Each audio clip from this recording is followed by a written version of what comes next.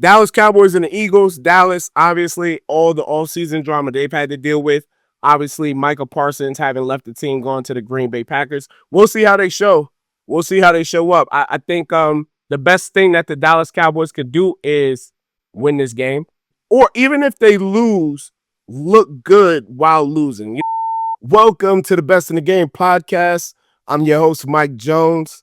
You can find me on all your socials at Jersey_Mike. That's with a Z and 3 I's.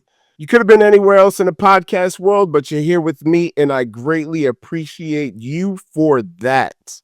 Be sure to like and subscribe to Best in the Game podcast on YouTube or wherever you like to listen to your podcast. Let's get into these topics.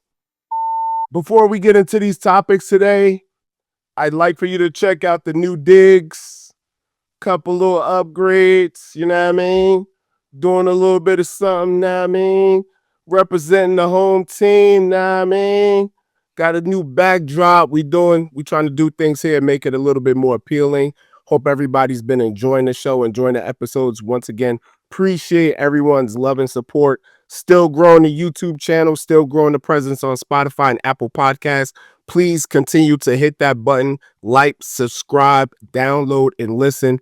Greatly appreciate all the love. Could not be doing this without y'all and y'all support. Keep supporting your boy. Greatly appreciate y'all. Love y'all. Today's show is a special one because we are recapping the first week of college football. Yes, college football season has finally started again. It's here. Kickoff show, all that. Amazing. It was great. Fantastic start to the week. Had a couple nail biters, had a couple games that was not nail biters. But what we're going to do, we're going to get into all of it. We're going to review some of these scores, and we might go a little in-depth in the games that was probably most interesting to y'all. I know what y'all want to hear. I know what y'all want to know. I know what y'all want me to talk about. We're going to get to that. So last week, college football, one of the games that kicked off was Nebraska and Cincinnati. A couple big names in the building. I believe Will Compton was in the building for that one. Former linebacker for Nebraska, former NFL pro. Jason Kelsey. I believe Jason Kelsey was there. He was there in the building. Shout out to those guys on Bussing with the Boys. Love that podcast. I saw they recently had Jason Kelsey on, and I just love watching those guys kind of talk and share their experiences about being in the NFL and stuff like that. So shout out to them. But that was a fantastic game. Great way to kick off the college football season. Let's get into some of these other scores. Also, from week 1 of the college football season, we got Iowa State over Kansas State. A close game there, 24-21. Illinois over Western Illinois. We have Indiana, Big Ten. Let's do this. Indiana over Old Dominion. Number 22, Tennessee falls to Syracuse, 45-26. Georgia taking care of business, picking up right where they left off last season. Georgia defeats Marshall by a score of 45-7. We got Iowa State over South Dakota. Penn State over Nevada. Once again, Big Ten doing big things, representing 46-11 over Nevada. Oklahoma over Illinois State. Oregon over Montana State. Hey, I don't know if y'all noticed, like the Big Ten is the best football conference now. There's no question about it.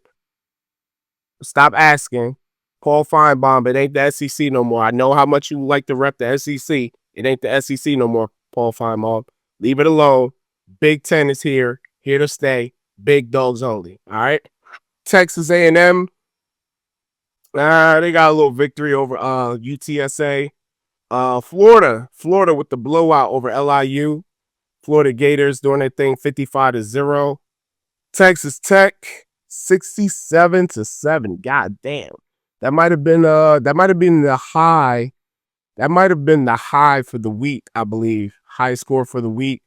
Ole Miss over Georgia State. Arizona State over Northern Arizona. SMU wins. Utah wins over UCLA.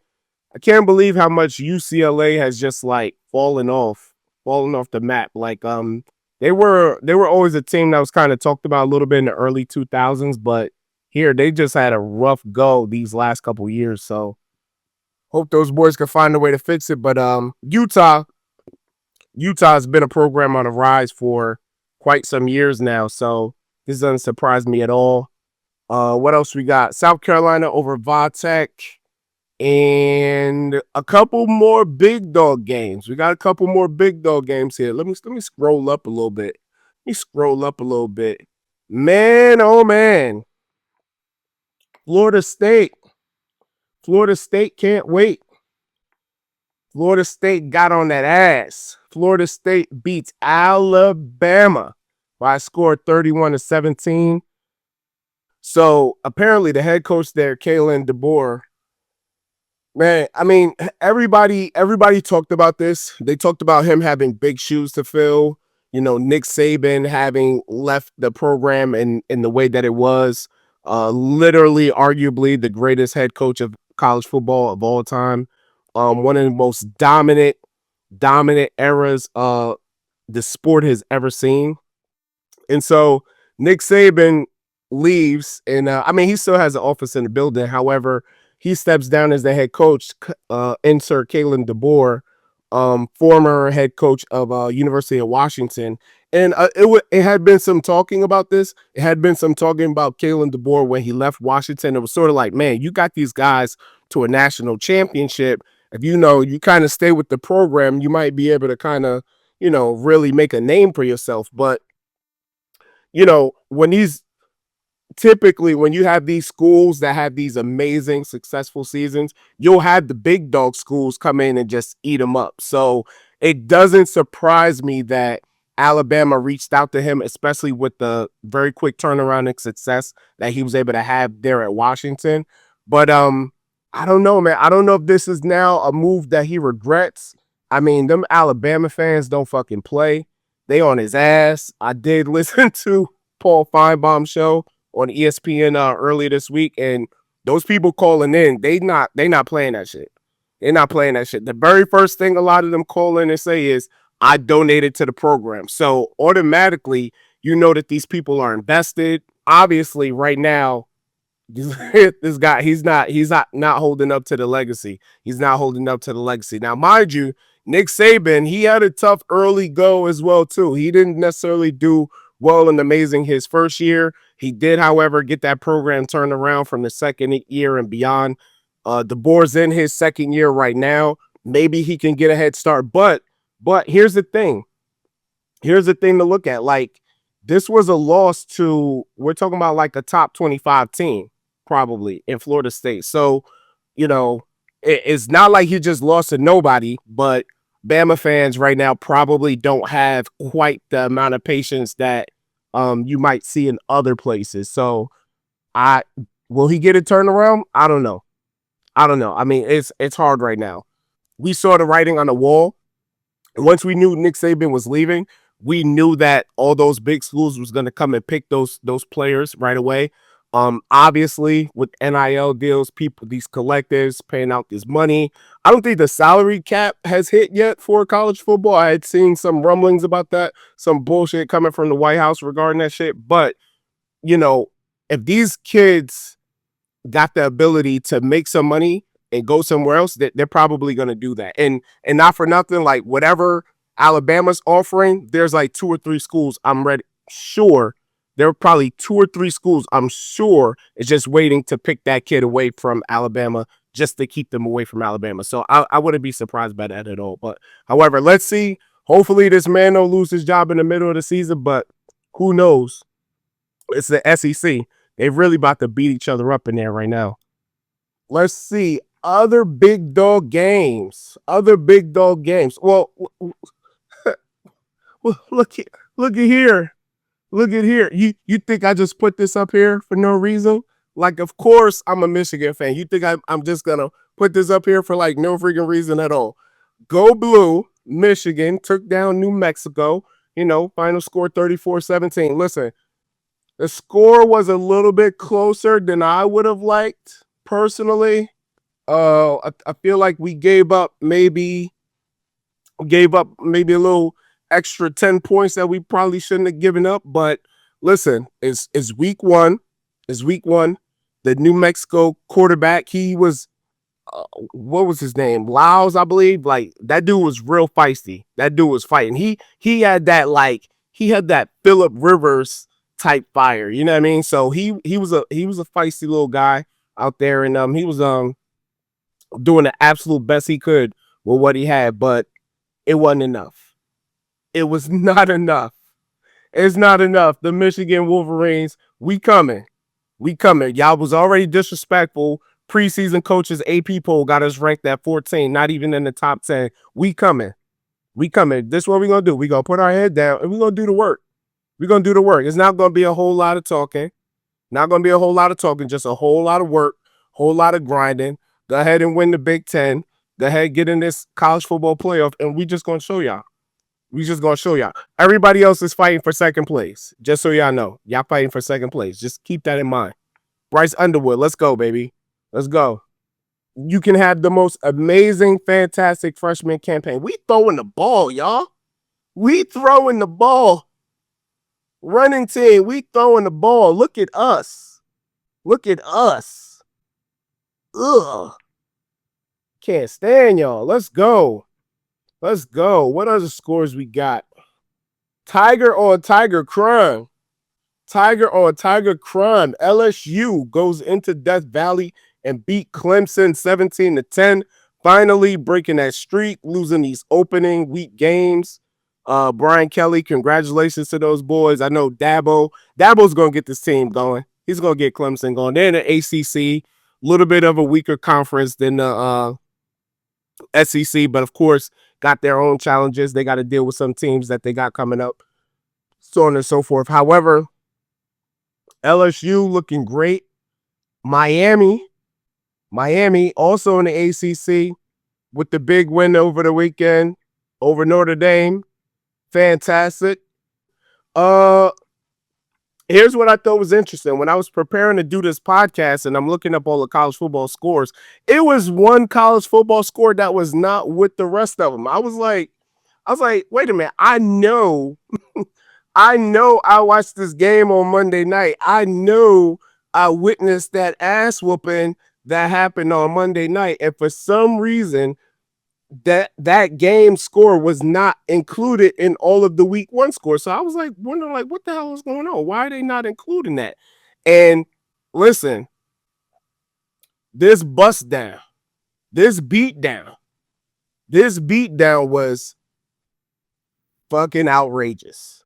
It was fucking outstanding. North Carolina Tar Heels lose opening week to TCU. Let me tell you something. North Carolina had the stars out. They had Michael Jordan in the building. They had Lawrence Taylor in the building. They had North Carolina royalty, Roy Williams, in the building. Got the crowd all hyped up, my man. Yo, he came out. I ain't gonna front. I didn't know who the fuck he was. I was looking, I was like, bruh, who is, bruh? He looked familiar. He's singing this song that I know. They had fucking Petey Pablo in the building. Petey Pablo, North Carolina. Come on and raise up. He been raising some hamburgers and hot dogs to his goddamn mouth because Petey Pablo looked like two of himself, okay? Petey Pablo, hey, bro, come with me. Let's get together. Let's hit the gym. Let's work out. We can work all that out. You know what I'm saying? I know North Carolina, they got that good old food down there. I know you going to goddamn Crystals or something. Or, damn, what's the other one? What's the other restaurant? Petey Pablo looked like he been at in that cookout drive-through a couple times. I mean, probably getting a burger or two. Probably got a few slices of fucking cheesecake, a couple milkshakes. Petey Pablo still did his thing. Still came out real hype. A lot of energy. Lights flickering on and off. Man, North Carolina scored on that opening drive, and it was all downhill from there. They got their ass whooped. They got their ass beat. Number seven for TCU was running all over. He was catching everything, running every goddamn where. Number 4 as well too. The QB Hoover was just dicing them up, man. Dicing them up like onions. Just crazy. Crazy. So much for Bill Belichick, making noise at North Carolina. He definitely made noise. I don't think it's the type of noise that he wanted to make, but that was wild. That was wild. The worst, I believe they said it was the worst defeat in opening week in North Carolina Tar Heel football history or something like that. Bill Belichick gotta get a stranglehold on this thing. You got to get a stranglehold on this thing. I knew personally, so me, former football player, having played a little bit of college ball, a lot of times, a lot of casual fans, people watch football, they're really into it for like, the casual fan shit, not like the touchdowns, the running backs, the receivers, interception returns, so on and so forth. Like, one of the things that I really like to pay attention to when I'm watching football games is what's happening in the trenches, right? And what I saw in the trenches in that game was North Carolina's O-line and D-line was getting their ass handed to them. Like, for real, for real. Like, I don't know. They just appeared undersized, or maybe, I don't know, TCU's offensive defensive line might have just went to fucking spaghetti factory before the game started. Them dudes was huge. And they were running over the offense and defensive lines of North Carolina. They got to get some size. It actually, while watching a game, it actually reminded me a lot of watching Deion Sanders' Colorado team. Like, the first year Deion got to Colorado, like remember, like, okay, he brought in all these players through the portal. And that's the interesting part too, because that's basically how Bill Belichick built this team. He built this team kind of going through the portal. I believe it was like huge turnover, like 50, 60, 70 something players, something of that sort. And that's what Deion did. That was one of the issues that those early Colorado teams with Deion had the same problem. The O-line and the D-line, they were just absolutely undersized and like out muscled, out strength, out all of that shit. So I paid attention to that. I saw how much of a problem that was. They couldn't stop the run. If they got a run stop, they couldn't stop the pass. No doubt that Bill Belichick will get this thing figured out. I do think he's kind of just figuring it out as well too. Like, man, this college thing is not as easy as Nick Saban made it look to be. You know what I mean? Like, and Nick's not saying that Nick Saban's job was easy at all, but Nick Saban was able to recruit supreme talent, obviously from, the South area, so on and so forth. And now it's crazy because it's a little bit different. You think when Nick Saban went back to college ball after his stint with the Dolphins, like, he was in control of everything. Mind people, Nick Saban left because like the money was starting to change the game, and insert Bill Belichick wanting to be a part of that, wanting to have more control because they wanted to relieve him of that control with the Patriots. And I don't know, man. So far, it just didn't look good, bro. It didn't look good. They look all out of sorts, like for real. Starting QB for North Carolina got hurt. I think his name was Lopez. They brought in a kid named Johnson. Turns out this kid is related to Brad Johnson, former Super Bowl champion with Tampa Bay. Like, he came in and, bro, he was kind of doing a sting a little bit. Allegedly, they had the other kid Lopez in there because he was a little bit more of a run threat. But I think if after his injury, if it turns out that he gets better, I think North Carolina might have to continue to go ahead with the Johnson kid, because the Johnson kid came in, provided a nice little spark, got the team moving, got another touchdown, so on and so forth. So we'll see. Bill Belichick, he had a rough few last years in New England. I believe he took some time off. He was doing a little bit of broadcasting, getting back to coaching. And so I think he'll figure it out. But I think TCU gave his ass a nice little wake-up call saying, welcome to college ball. The head coach of TCU did an interview afterwards and mentioned how, his team kind of felt disrespected. It was like everybody was talking about North Carolina. Like, I'm going to be honest, I didn't know who the hell North Carolina was playing. until like the night of the game. I didn't look at the schedule. Most people weren't talking about it. TCU has had some great teams here in the last few years, so on and so forth. So definitely nobody to just overlook. But I think Bill will learn from this. The players will learn from this, and he better learn real quick, fast, because this fucking conference ain't shit to play with, man. Like it was ruled by Clemson, but hell, y'all done seen what happened. Clemson lost a close one. Florida State won a big one, so he's gonna have to get to work very, very fast. Last but not least, I'm not even going in real super deep with this one, but Texas and Ohio State. Fuck Ohio State. We always say that here. Texas and Ohio State. Man, Man, Manning, Arch Manning, Arch Manning looked like Arch spamming. You know what I'm saying? Like, oh my gosh, he just looked terrible from the very beginning. When he threw that first ball in the dirt, I kind of saw it. I kind of figured it. I was like, bro, this dude is. I don't know if he's nervous. He got the damn yips, but they could not get this team going. That was probably one of the worst performances Texas offense has ever put out there since Steve Sarkisian took over for that program. Very similar to North Carolina, like on the offensive side of the ball. But you know, gotta give them props. Gotta give them props on defense. Ohio State, I don't feel like enough people are talking about this. Ohio State only scored 14 points. Like Ohio State's offense was operating way very high efficiency last year. Obviously, they lost a lot of those guys.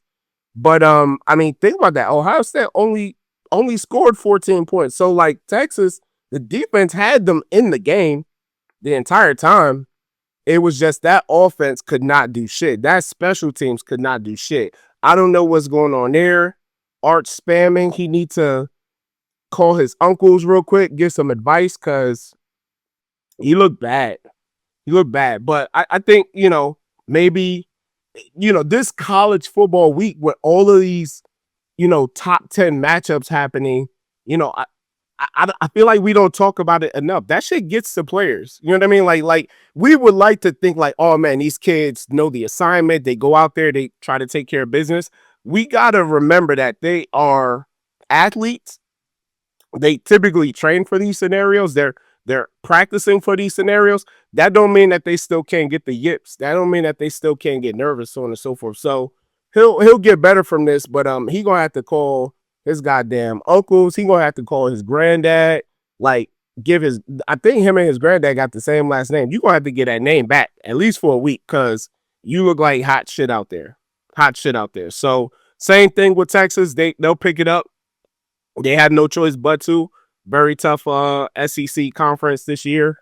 It's not better than the Big Ten. Big Ten is the best conference. We all know that. But SEC ain't no joke as well either. And they better get it fixed real fast. Especially Steve Sarkisian, especially after last year. You know, the trajectory for this team was to get off to a hot start. And you couldn't have asked for a worse situation. It's one thing to lose, but it's one thing to look just absolutely inept. They couldn't do anything. They couldn't move the ball at all. So we'll see. Steve Sarkisian, mastermind of the game. He's done it before. He can do it this time. Let's see what he does with this Texas football team. Shout outs this week. First and foremost, I'm going to give a huge shout out to the one and only Ghostface Killer with the new album, Supreme Clientele 2. This album is fire. This album is dope as hell. Shout out to Ghostface. Shout out to the Wu-Tang Clan. He's doing this thing on this album. If you haven't listened to it, go ahead and download it. Make sure it's in your phone. Listen to it ASAP. Listen to it today, tomorrow, over the weekend. Looking at the track list right now, the intro by Redman, first and foremost, was amazing. New Jersey in the building, Brick City in the building, right? Some of my favorite cuts off the album, Georgie Porgy, that shit is fire. Rap Kingpin, Metaphysics is dope as hell. And the skits, we bringing skits back. Let's make skits dope again. You know what I'm saying? Supreme Clientele 2, Ghostface Killer 2025. Bro, fantastic album, bro. Appreciate you, Ghostface, for making this happen. You like the soundtrack to my car rides right now. I just want you to know that. I'm driving the way this album sounds. So I just want you to imagine that. Just think about that. I'm driving the way that this album sounds right now. Let's see. Other shout outs. Shout out to the NFL. NFL is back this week. A lot of big games this week. Starting off Thursday. We got a game on Friday. Obviously Sunday, and then we got a few games on Monday. Dallas Cowboys and the Eagles. Dallas, obviously, all the offseason drama they've had to deal with. Obviously, Michael Parsons having left the team, gone to the Green Bay Packers. We'll see how they show. We'll see how they show up. I think the best thing that the Dallas Cowboys could do is win this game. Or even if they lose, look good while losing. You know, make it a close game. Make it be like 20. They need to score more than 10 points. Make it be like if Dallas lose 27-24, something like that, like I don't think that Micah Parsons thing will be such a big deal, even though 27 points is still a lot of points for Philly. They just got to make it a close game. Make it be a close game or win the game overall. That'll hush down all the Michael Parsons bullshit, so on and so forth. I know Jerry's probably talking about it, or maybe not, because he likes to have a camera and a microphone in his face, so he's probably not tired of talking about it. But a lot of great matchups. Kansas City and the Chargers are matching up. The best matchup of the weekend is the Jets and them Steelers. Jets, we going to go ahead and wrap this up and call it a victory. Let's go ahead and get the dub. Let's go ahead and show Aaron Rodgers, hey, bro, we appreciate your services, but we got to fuck you up now. We got to fuck you up now. Listen, you've been a great and amazing for the game. Nobody can take your resume away from you. Super Bowl win. That's probably like the only for whatever reason, that's like the only Super Bowl in the last like 30 years that like I didn't see. Long story on that. But got you a Super Bowl win. Obviously, historic seasons, a few MVPs, things of that sort. But you're done.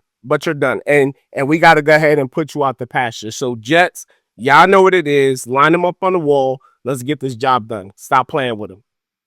Last but certainly not least, shout out to that kid that I seen over the weekend showing me love.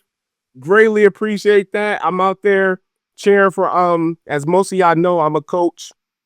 I coach a lot of different sports: basketball, flag football, tackle football, so on and so forth, a little bit of wrestling. One of my former players, I went to go check him out. Him and his team was starting off this season. Shout out to the kid that recognized me. He saw me and he knew who I was. I thought that was really dope. Appreciate the love, little buddy. But yo, your socks was looking crazy. Your socks was looking crazy. I don't know why your mama let you leave the house like that. You need to go ahead and find like a Tide Pod, get you some Gain stain remover or something. Just like, I appreciate the love, but your parents got you looking real shitty outside. So that, go ahead and I kind of told him. I told him when I was there. I let him know that he looked real unkept and that his parents were failing him. And I really hope that they did something about that. She heard me. I know mom heard me. Mom, yeah, go ahead and get yourself over to Dollar General. Get you some of them Tide Pods for like $10 and just go ahead and soak them socks. Because he was looking real raggedy out there. But appreciate you coming up to me, showing me love. High five, all that. Take care of yourself. Go fix some socks. Got one other little thing here too. Not quite a shout out. However, just wanted to share this with you guys because you guys have been so amazing. My audience has been so amazing consuming the content. Once again, greatly appreciate y'all. So here's the thing. I do a podcast. I talk mostly sports. I get into pop culture sometimes too. Sometimes I tell y'all what it is I'm doing. Sometimes I don't. But I want y'all to know. I want people to know. I love y'all, right? I love y'all. But I don't do the internet thug thing. I don't do that internet thug thing. Okay.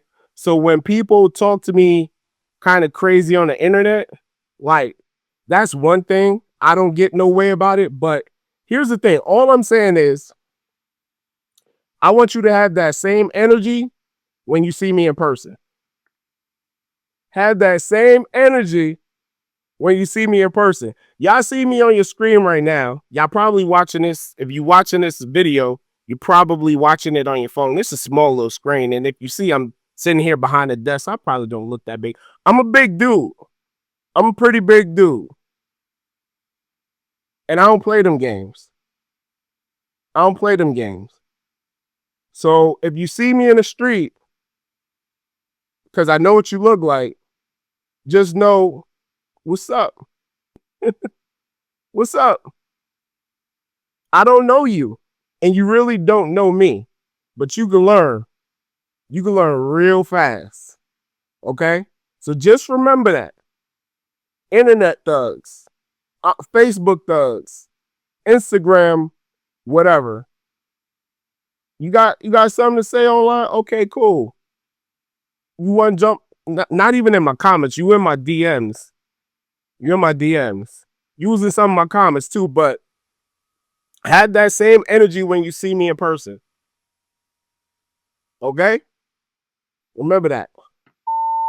Well, that's going to be our show for today. Thank you so much for watching this episode of the Best in the Game podcast. Remember, if you're not the best, you're the worst. And if you're the worst, be better tomorrow. Appreciate y'all for real, for real. It's all love. We go.